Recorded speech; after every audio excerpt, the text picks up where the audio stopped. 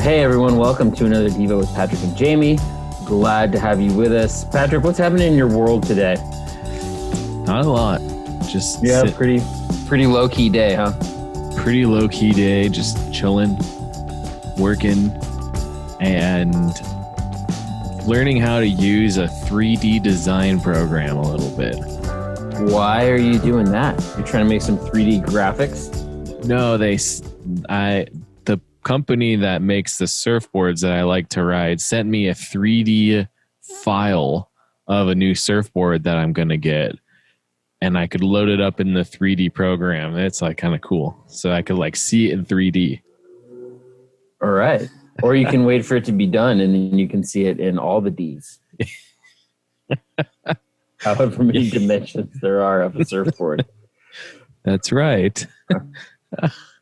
So I don't know. I've just been tinkering around with that. That's what I've been working on. Cool. What about you? Been drinking coffee all day long. Today I'm on cup number 4, I think. Wow. Dang. I would be in a coma if it wasn't for coffee. I'd just be laying there out. So A non-coffee coma. that's right. That's right. You know, I'm just having a good day. You know who has never let me try that again. You know who probably had never drank coffee in their lifetime? Who? Zechariah. And that's what we're going to be diving into today. Zechariah. What a chapter seamless 7. What a seamless transition, Patrick. I know. We are top shelf transitioners now. Zechariah chapter 7. Chapter 7. All right. And I thought we could read the whole thing. It's only 15 verses, 14 verses. I thought we could read the whole thing. All right. Whew. Here we You can go. do it. You want me to do this? Yeah, you got it today. Okay, here we go. Zechariah chapter 7. In the 4th year of King Darius, the word of the Lord came to Zechariah on the 4th day of the 9th month, the month of Kislev. The people of Bethel had sent Sherezer and Regem-Melech together with their men to entreat the Lord by asking the priests of the house of the Lord Almighty and the prophets, should I mourn and fast in the 5th month as I have done for so many years? Then the word of the Lord Almighty came to me. Ask all the people of the land and the priests, when you fasted and mourned in the 5th and 7th months for the past 70 years, was it really for me that you fasted? And when you were eating and drinking, were you not just feasting for yourselves? Are these not the words of that the Lord proclaimed the earlier prophets when Jerusalem and its surrounding towns were at rest and prosperous, and the Negev and the western foothills were settled? And the word of the Lord came again to Zechariah. This is what the Lord Almighty said. Administer true justice. Show mercy and compassion to one another. Do not oppress the widow or the fatherless, the foreigner or the poor. Do not plot evil against each other. But they refused to pay attention. Stubbornly, they turned their backs and covered their ears. They made their hearts as hard as flint and would not listen to the law or to the words of the Lord Almighty had sent by his Spirit through the earlier prophets. So the Lord Almighty was very angry. When I called, they did not listen. So when they called, I would not listen, says the Lord Almighty. I scattered them with a whirlwind among the nations where they were strangers. The land they left behind them was so desolate that no one traveled through it. This is how they made the pleasant land desolate. The word of the Lord. Thanks be to God. Out of the minor prophet.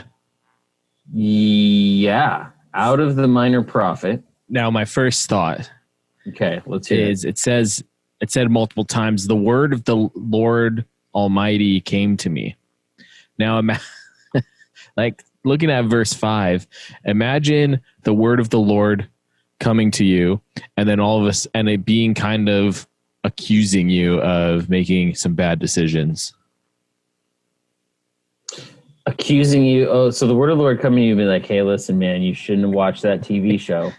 Right. Yeah. Or you shouldn't have eaten that, whatever. Or. Yeah, that's exactly my thought.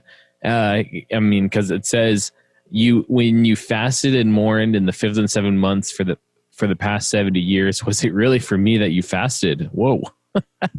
That's a tough pill to swallow, right? That's like a tough statement to take in and process the Lord saying to you, and probably just your thoughts, like not like a big booming voice that other people could hear, but a very personal and intimate word from the Lord.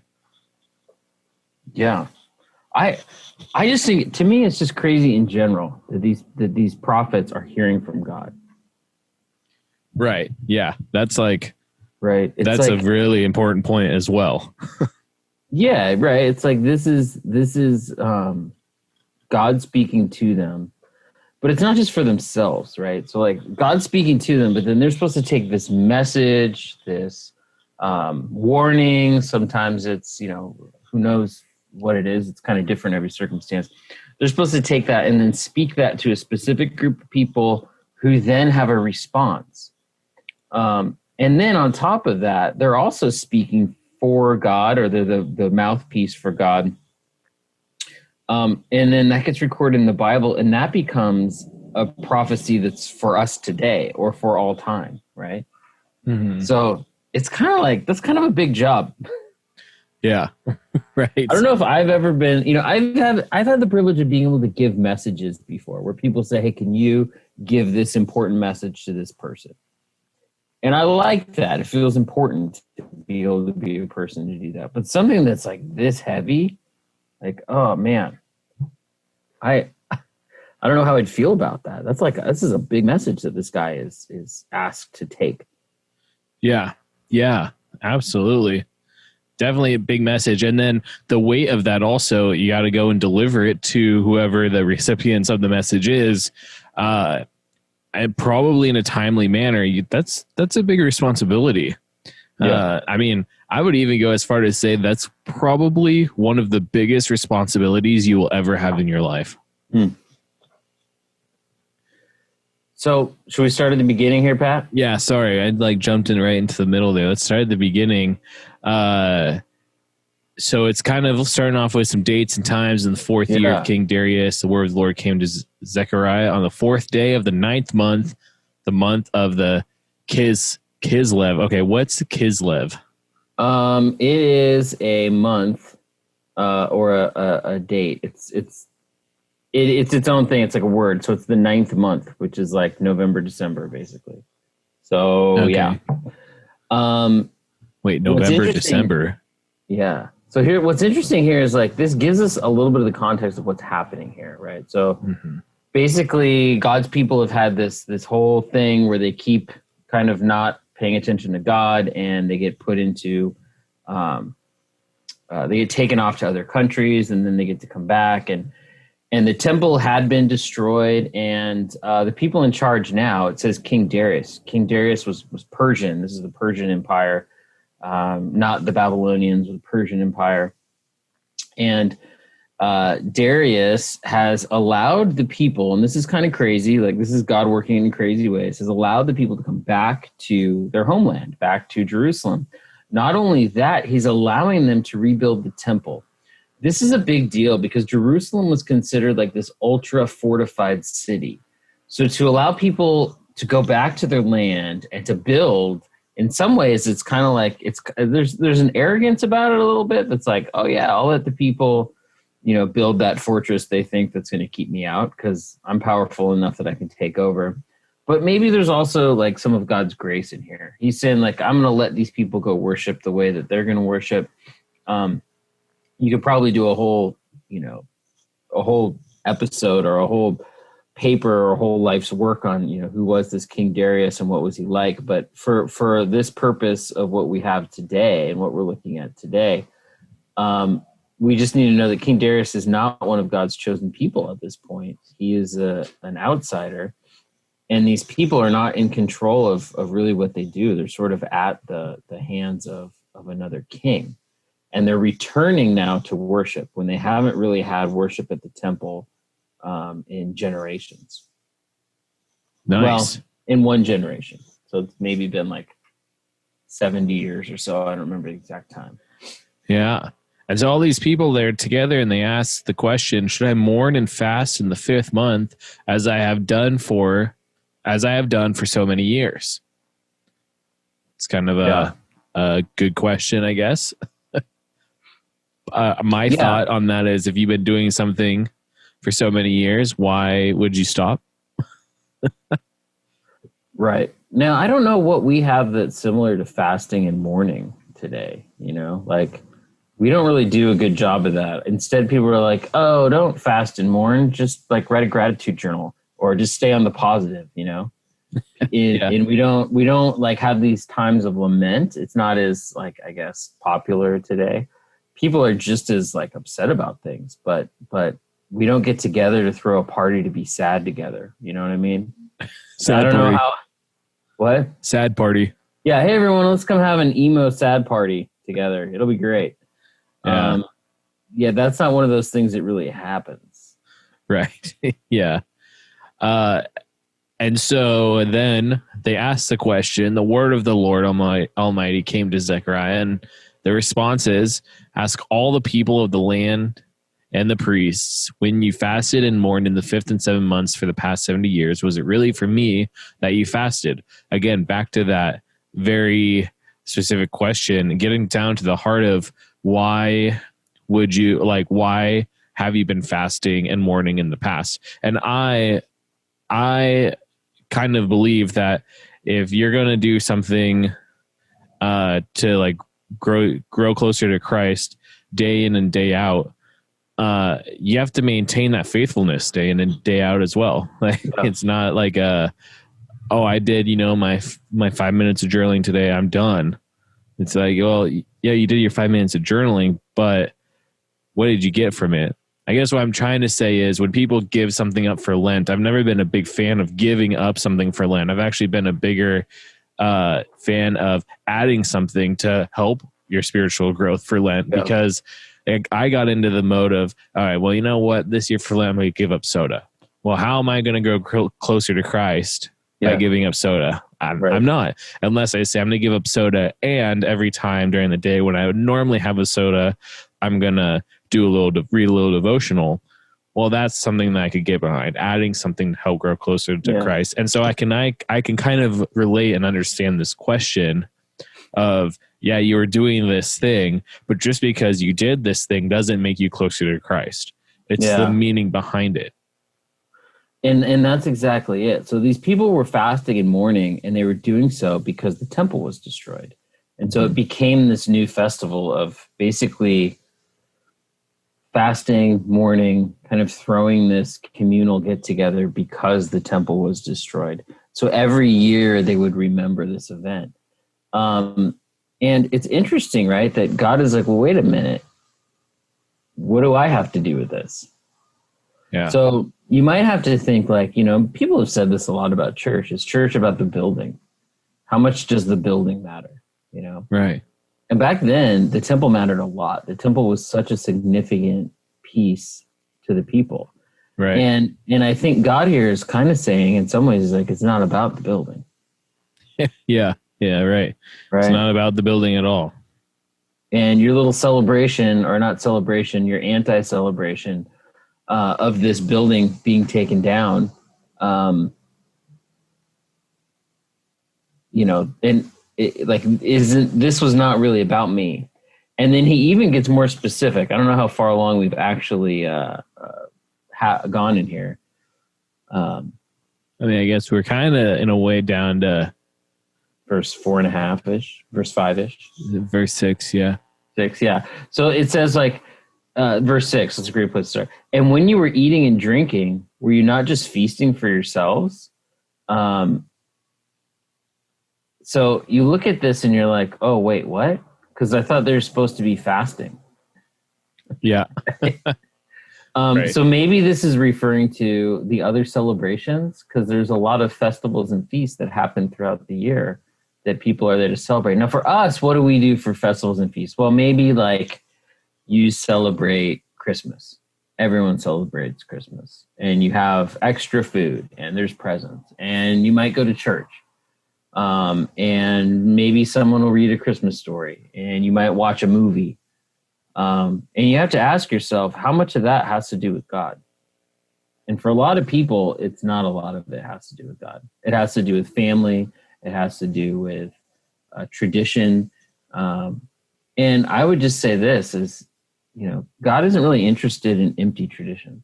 Never really has been. Yeah. Right. Yeah. And so whether or not you're fasting or you're feasting in your celebrations, I don't think God necessarily cares about either of those pieces either. Right. Right. Yeah, exactly. And he says this pretty clearly, verse 6, right? You were just doing this for yourself. This was selfish. Yeah. Yeah.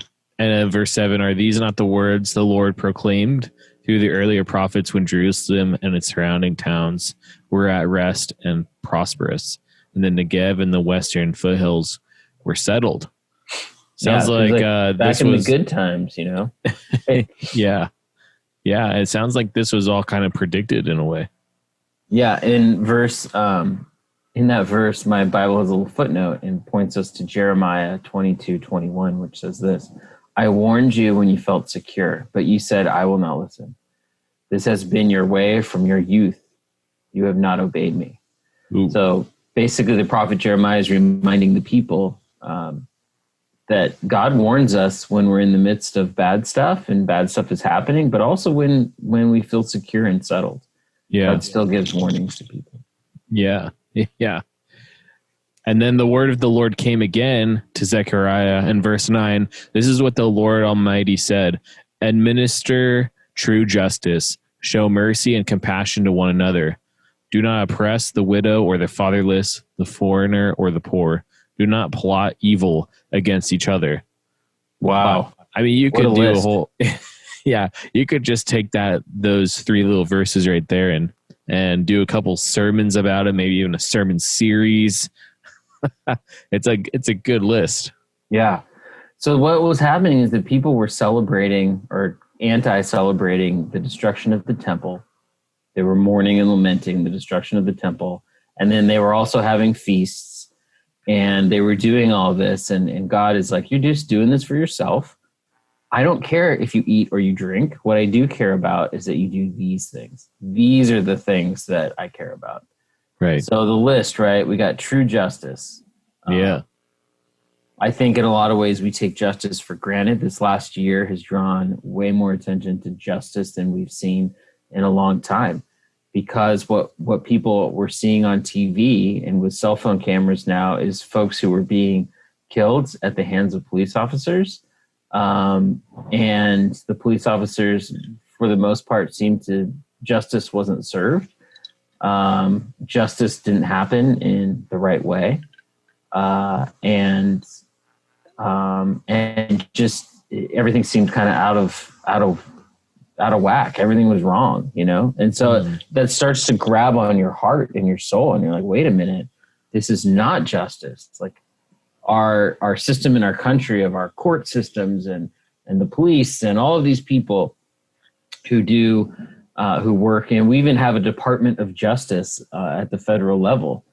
The Justice Department is the thing. The job of those people, the justice is given out. And sometimes that means, punishment or punitive against folks who've done wrong. Sometimes that means people who were falsely accused get to go free. And justice is not something that has been easy to come by. Yeah. Yeah. But if you think about it back then, and maybe, I don't know if you're in a place of power, whether or not you're a high school student or maybe you're a judge, I don't know who listens to all these. But when you have an opportunity to give out justice, you also have an opportunity to not do that well or to do that poorly. And when you don't do that right, even if you think it might be a small thing, man, the Lord, that kind of gets God fired up, it seems like. Yeah, right. Absolutely. And then in hand also show mercy and compassion to one another. That goes right alongside with true justice. Yep. And this is the perfect example of Jesus, right? true justice and mercy came together in one person, and that's Christ. Christ, when he died on the cross for us, was giving true justice in that his perfect sacrifice was actually paying the cost for our mistakes and our sins for now and forever, which is an amazing thing. And because of that, it was an example of both justice and mercy coming together. So here in the Old Testament, another example pointing towards Jesus. Yeah, yeah. And then do not oppress the widow or the fatherless, the foreigner or the poor. Do not plot evil against each other. I wonder if that includes pranks too, Patrick. No. Like if you plot a prank against someone, isn't that evil? Well, okay. There's like evil pranks, and then there's non-evil pranks. I think that's the way I kind of see it, because yeah, there's you can do a prank and it's not evil. Okay. All right. I'll take your word on that. Yeah. And it continues on, but they refused to pay attention. Stubbornly, they turned their backs and covered their ears. Wow. Wow. Yeah. Can you imagine if like God shows up in church and is standing there and is like, hey, I got a message for you. And everyone just stood up, turned their backs, covered their ears. We're like, nope, we're not listening. You're a must. Yeah. That'd be pretty brutal. And then continue, like even worse, they made their hearts as hard as flint and would not listen to the law or the words that the Lord Almighty had sent by his Spirit through the earlier prophets. So the Lord Almighty was very angry. That's one thing that I would never really want to do, is make the Lord Almighty very angry. Yeah. And this is some hardcore language. It's like these people have shut themselves off to the Lord. They've hardened their hearts. Yeah. It says as hard as flint. Now, flint back then was one of the more, it says flint here. The actual word itself, I don't know why they translated flint, can be translated as diamond. Oh. Which, like, think about it. Their hearts were as hard as a diamond. Now, for us, diamonds are used to cut other materials because they're so hard and abrasive. They're like the hardest thing that we know. Right. So they made their hearts like that callous, that hard. And a hard heart cannot pump, right? A hard heart can, right? A hard heart ceases to do what it's good for. Yeah. Yeah. Yeah. Even in a very, a practical sense, you can't run like a liquid through a diamond rock. That's not going to happen. Doesn't happen. Blood won't pump through a solid heart. A hard heart is a dead heart. So in Scripture, and I think it's in Ezekiel, God does say that He'll turn their hearts of stone into hearts of flesh. And that's like one of my prayers too, is that God would help me from having a hard heart against other people, or against, the widows and the fatherless, the foreigners, the poor. And instead of wanting to be merciful, instead I'll want to somehow, do something that's evil, plot evil. And I don't want to be someone who does that. And so, keep turning to the Lord and saying, God, help me. Help me have a soft heart. Yeah. And that's like a good prayer. But however, in this story, when I called, verse 13, when I called, they did not listen. So when they called, I would not listen, said the Lord Almighty. Sick burn. Yeah. Sick burn, Lord. Yes, super gnarly. And it even goes on to say, I scattered them with a whirlwind among all the nations where they were strangers. The land they left behind them was so desolate that no one traveled through it. This is how they made the pleasant land desolate. Yeah. That's hardcore. Hardcore. God is, I know you probably have dealt with that. If you have friends and you're wanting to text them or call them, and if they don't listen to you or they don't answer, when they call you, there's a part of you that's like, nope, I don't want to answer that. That person ghosted me. It's time for me to ghost them. It seems kind of petty, but here God is doing something to teach them a lesson. And this lesson kind of goes back to the widows, the fatherless, the foreigners, and the poor. God turned the whole people into the poor. He turned all of them into the foreigner. He turned them into, in some ways metaphorically, the widows and the fatherless, meaning they no longer had their homeland. They were scattered. They no longer have this identity. And God did this for a purpose. And the purpose of it is that they would once again listen. Yeah. So thanks for checking out today's devotional. We really appreciate you listening. And listen to the Lord. That's right. Listen to the Lord. All right. Later, everyone.